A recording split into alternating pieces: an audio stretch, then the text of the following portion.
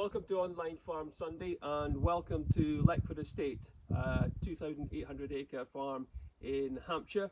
My name's Andrew, I'm the farm manager here, and for the next 15 minutes we'll have a chat about what we're doing on the farm as part of integrated farm management, part of climate friendly farming.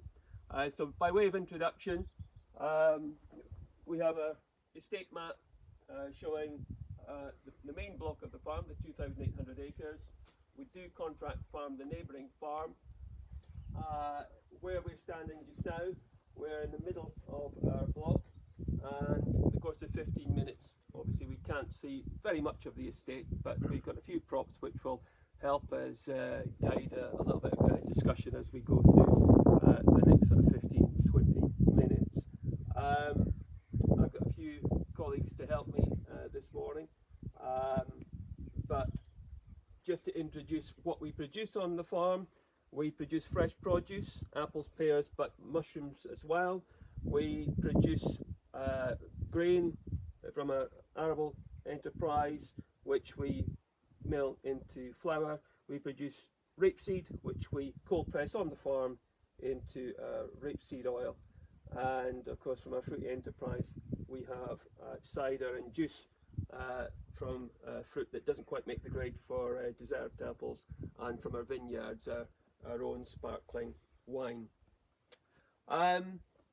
We'll do a little bit on fresh produce and a little bit on arable and see where we get to this morning. Any questions, comments, please post them and we'll do our best to answer them. If we can't answer them during the course of the presentation, then we'll do our best to answer them later on. But first, let's hop over to our orchard here. We're in our Bramley orchard, and pleased to introduce Colin, who's our fruit manager. The theme is climate friendly farming. What are we doing to help the climate? And of course, a big part of what we do in farming is, we put inputs into a system to gain the outputs from it. And some of the key inputs into our system, Colin, are chemicals and fertilizers. So can you just explain, give me an example of where we're reducing our reliance on chemicals and fertilizers? Okay, so if we have a look at the orchard itself, we can see there's lots of sort of weedy sort of growth underneath the trees. We don't generally tend to apply herbicides if possible, so what we tend to try and do is to allow kind of Mother Nature to actively grow under the trees. This of course keeps the ground covered, so we're not exposing the soil, we're not losing any kind of moisture through evapotranspiration. We're kind of allowing Mother Nature to become even more biodiverse, and that kind of supports chemical reduction through spraying on the trees itself. So we're kind of introducing and sustaining more sort of beneficial creatures and insects. And throughout the season, if we need to monitor any pests in the orchards, we'll hang some of these pheromone traps in the trees. Inside the trap there will be a sticky base and a artificial chemical lure to attract the male species of any target pests that we're trying to identify, and that will then tell us exactly when and how often we will need to spray. Another factor we employ is a nice open structure of the trees within the orchards that allows lots of sunlight and air through the trees. This can help us to combat any sort of diseases like mildew and canker. Just allows lots of nice airflow through the canopy, and of course airflow is very important in keeping sort of disease at bay effectively. So yeah, that's kind of some of the things that we're. That's great, Colin. Another important factor in fruit production, fresh produce production, is food waste. And the statistic that always grabs my attention is if food waste were a country, it'd be the third biggest country in terms of greenhouse gas emissions after China and the United States. So we can all play a part in reducing food waste. Certainly in our orchards here, we reduce food waste by making sure that the apples that don't make the grade for the stores, for the packs, for the pre-packs and for loose sales, we harvest those, and that's essentially what we make our juice and our cider from, those apples that don't make the grade for a dessert, for cooking or for eating quality. Thanks, Colin. We'll now move on to our arable production. So Joanne, who's behind the camera here, thank you, Joanne, is helping this morning. We grow about 1,200 acres of arable crops, and that's on our farm. We grow another 1,000 acres for the neighbouring farm. They're combinable crops, i.e. they can be harvested with a combine harvester. So wheat, oilseed rape, barley, oats, peas, linseed. We grow a range of crops, and crop diversity is very important in an integrated rotation and a regenerative rotation, where we're trying to add back to the soil as well as take crops from the soil. So follow me, Joanne, and we'll go and meet our arable manager, Tom.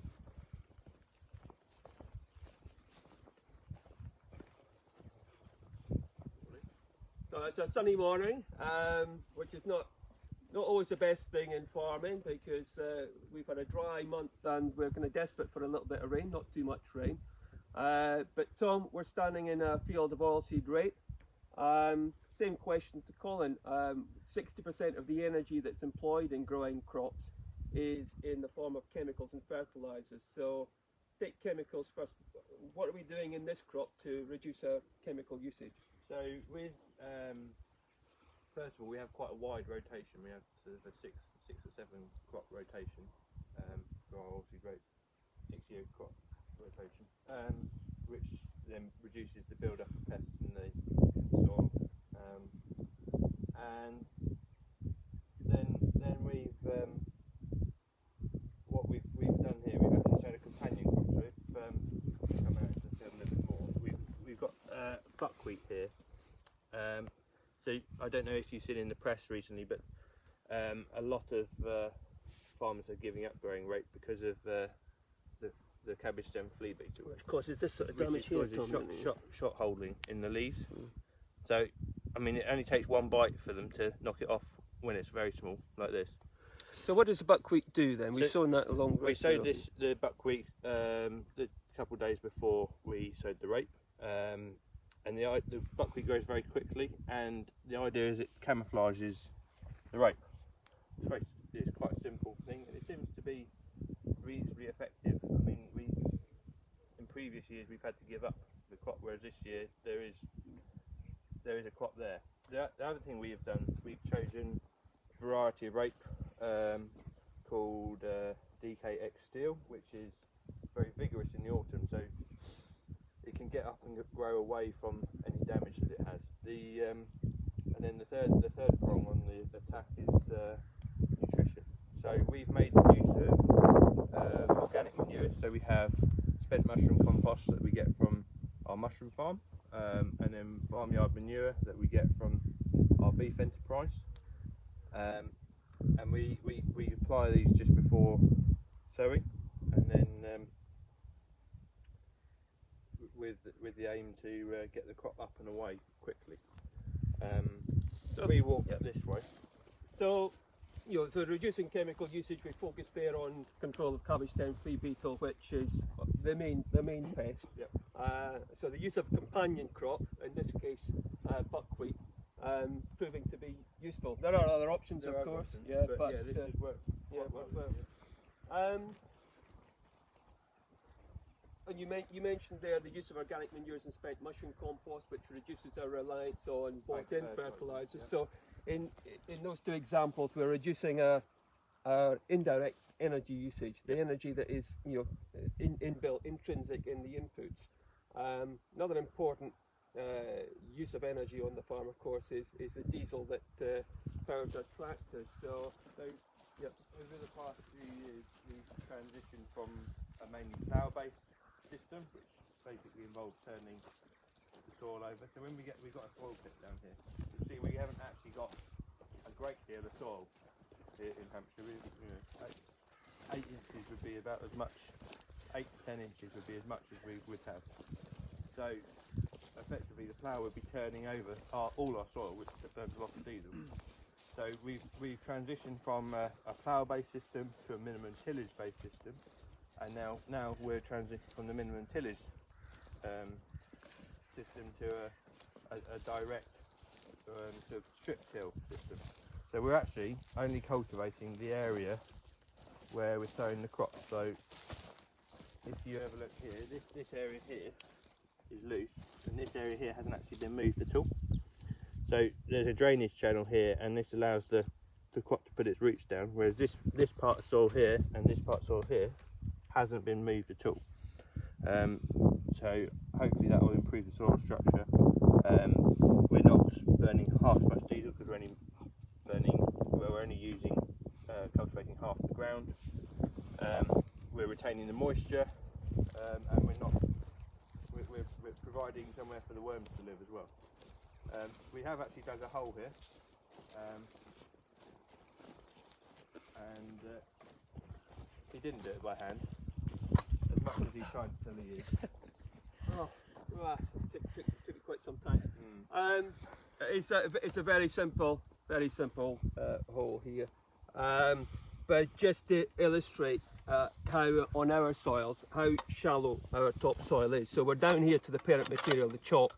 You've got the transition layer, which is kind of brown and white, and then this top, as Tom said, 8 to 10 inches, 20, 25 centimetres, and you can see the roots in there. We're on a margin. For those of you in the RPA, this is not a margin that we get paid for. This is a voluntary margin. And so you can see the roots in there. It's dried out a little. You can see the lack of rain. There are worms in there, but we maybe work hard to find them now that I've kind of dug the hole. When we used to plough the fields, we'd be moving much of this. So if we were ploughing to 20 centimetres depth, we'd be moving 2,000 cubic metres of soil a year, which is probably the equivalent of 3,000 or 4,000 tonnes per hectare. So you can imagine the amount of energy and diesel that's used in moving that. So Tom was talking about how we now establish our crops, and we'll move round to just have a look at the seed drill.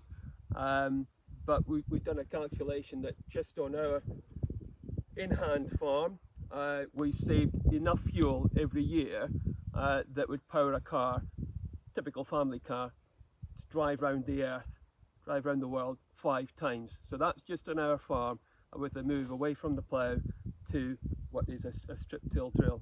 So let's wander round to there, Tom.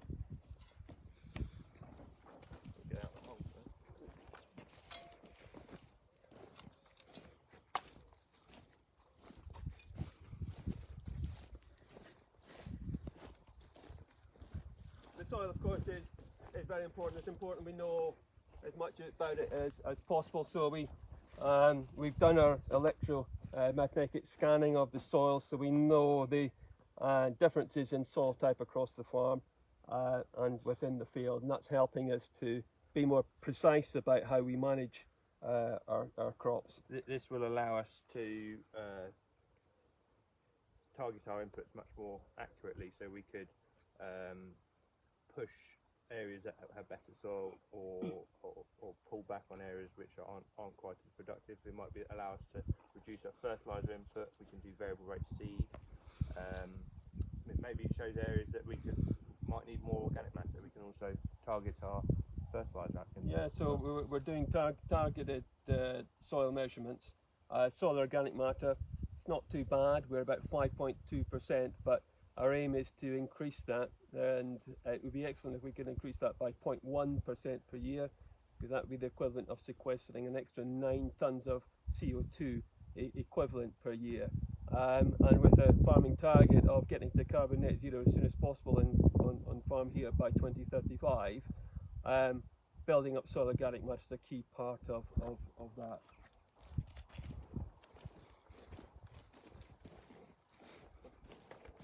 Okay, this is our Tayden Drill. It arrived in January 2020. It's a very simple drill. You have a leading time that creates a channel, and then the seeding time behind, which slightly widens the channel, creates a bit of till, and then blows the seed down the back. It has quite a wide inter-row spacing, so I think 4 inches, no, 7 inch. And then there's a batter board here which folds it back in, and a harrow, and that's it. So we will go straight into stubble with this, and we're only moving half the soil, so less diesel and time savings. So And moisture savings. yeah, so on the theme of climate, we've been talking there about reducing CO2 emissions from energy use. But of course, in farming, it's sad to say we're large emitters of nitrous oxide and methane. But things we've been talking about in terms of nitrous oxide emissions are helped by how we manage manure, how we cultivate our fields. Methane as well. We're a mixed arable and livestock farm and fresh produce farm, so we do have cattle on the farm. We've got a few minutes longer. We'll just wander down the field here.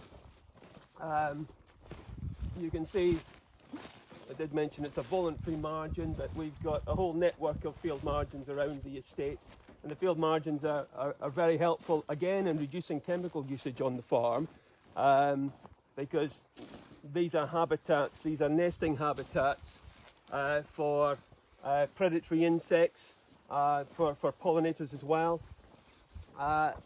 And those predatory insects, those beneficial insects, which can live in our field margins, can migrate into the crop. They can migrate up to 250 metres into the crop, and eating on pests like aphids.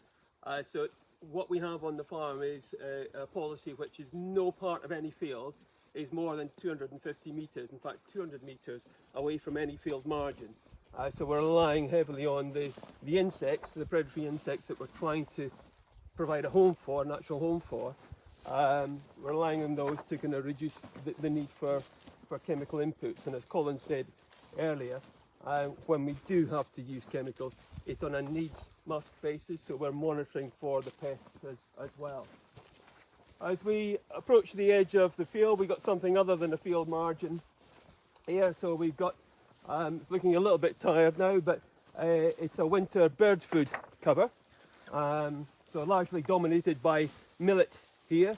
But if we take the farm, the whole of the farm, about 5% of our cropped area is turned over to pollinator mixes, winter bird covers, aiming to improve our farmland bird populations, aiming to improve populations of pollinators. Of course, pollinators critical to the farm here because they're used to pollinate our oilseed rape.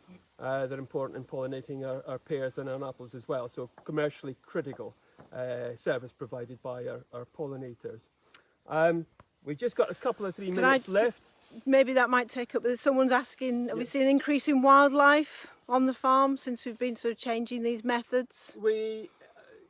None of us within this group have been here for that many years, but the reports that I'm getting from colleagues who have been here and have been monitoring wildlife, yes, definitely we are seeing improvements in biodiversity, but importantly we're trying to put in place a much more regular and disciplined monitoring programme so that I can answer that question in the future much more definitively. So just now it's quite subjective, but we do have a number of volunteers who monitor things on the estate, and we're quite well served actually in terms of data on bird species, moths, bats even, that we have on the estate. We'll just pop the camera through the trees here, Joanne.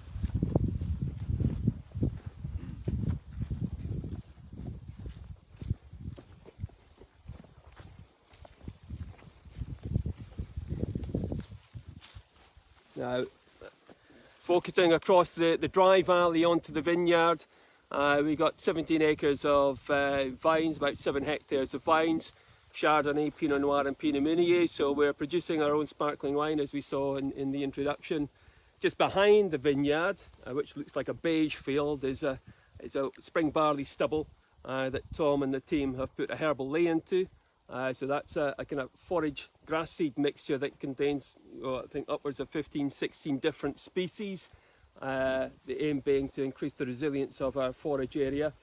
As I said earlier, you can just pan just to the right of the trees there, Joanne. We've got some cattle up there. We've still got 700 odd cattle on the farm, so it's important that we have a robust and climate-friendly system of production. The cattle are really critical on the estate because we've got a vast area of water meadows and chalk grassland combined, and for those to be managed effectively, for biodiversity to be enhanced, the cattle perform a critical kind of management tool in that system. And of course they produce a fantastic tasting beef from it as well. But as you scan round, pan round, you can see other means of climate-friendly farming. Basically trees, hedgerows. Tom's responsible for managing 40 kilometres, 25 miles of hedgerows. We've got 370 acres of woodland, and they're very important sequesters of carbon. So in terms of climate-friendly farming, it's very much in vogue now. Many farmers, most farmers, are kind of turning their focus on to how to do even better than we've been doing over the last sort of few years through measuring, monitoring, tweaking our practices to ensure that we're having much less of an impact on the climate, and indeed much more positive impact on their climate because of the fortunate position we're in to manage so much land. Not said much about the cattle, but I know at 10:30 folks at CEDA at University of Reading will be talking a bit more about cattle. So in the meantime, thank you for tuning in. Have a good Sunday. Thank you.